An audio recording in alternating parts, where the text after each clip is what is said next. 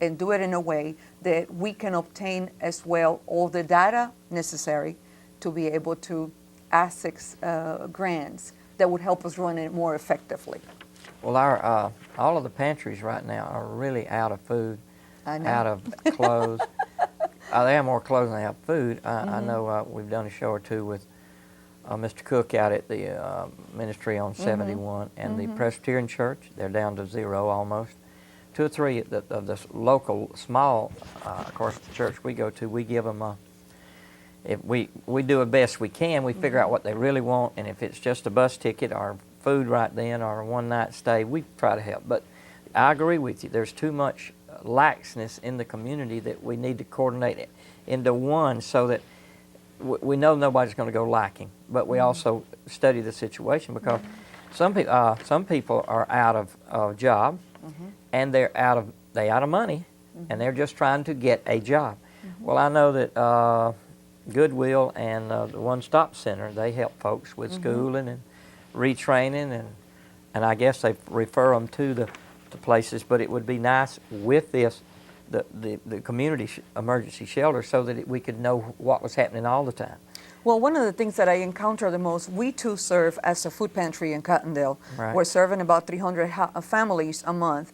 One of the things that transpire is the majority of the homeless, or a good portion of the homeless people that are, crossing over, so to speak, from I-10 to either side, they end up coming to the church. Well, they don't know where the resources are. They don't know that there is a community resource center now available for the residents of Jackson County. So knowledge is the key. We got to provide them with the knowledge of what is available and how can they access that. I've been blessed by the creation of this program to have with me an amazing team of people in our board.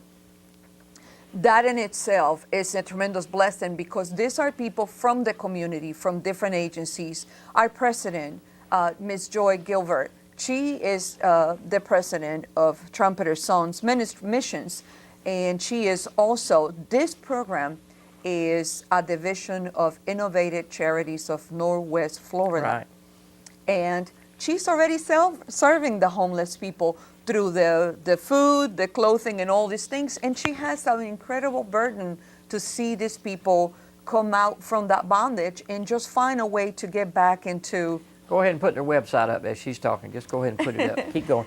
And have having a way to solve this problem. She also has an office right inside the community center. So as you see, all of these components is common, dotting your I's and crossing your T's. All these agencies are literally just coming together at this point, which I think is amazing. So this will help us work effectively as opposed to just running in circles trying to find the solutions. Well, that's what I said. It's always confusing every time you want to help somebody. You do what you can personally, but if with a community shelter, that means that they're very professional at what they do in the shelter. They know what to do. They can use that in the database. They can also figure out in a hurry what's best for this particular person. I mean, giving folks stuff just to get down the road and be in worse shape when they get down the road is not going to help.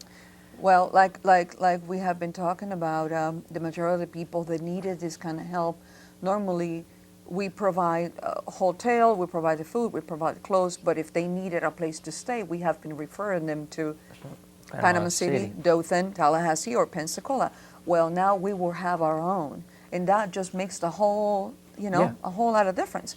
Now, in our board, we have Joy Gilbert, we have Darren Tucker, he is the chaplain at Signature Healthcare. I know Darren. We have Cherry Stone from Emerald Cause Hospice. I know Sherry. We have Larry Cupp, Yep. Evangel. Now, Larry in itself, he's already been ministering to all these people. Sure.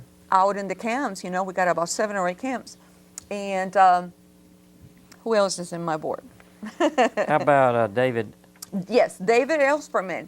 David is a staff of Heaven's Garden Worship Center. Now, David has, in his home, is known as the bed and breakfast of Cottondale because they're already serving. Sure. People end up coming right to his door. Sure. That's how it works. They're in need, they're reaching out, Kevin and Beach. they have an incredible heart of compassion. So they're already been working. Kevin Beecham. Now, Kevin is the executive director of Christtown.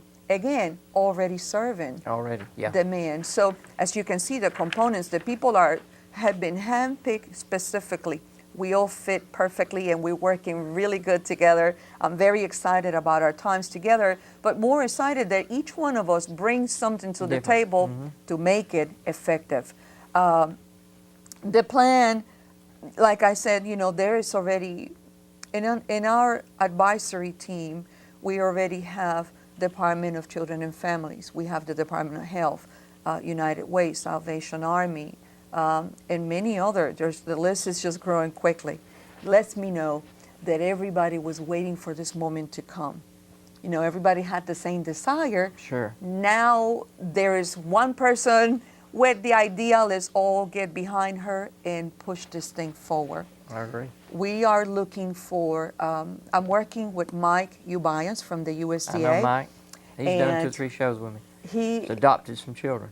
Yes, and same heart. See, it's all about people. It's not about us. It's about the people that we're wanting to help.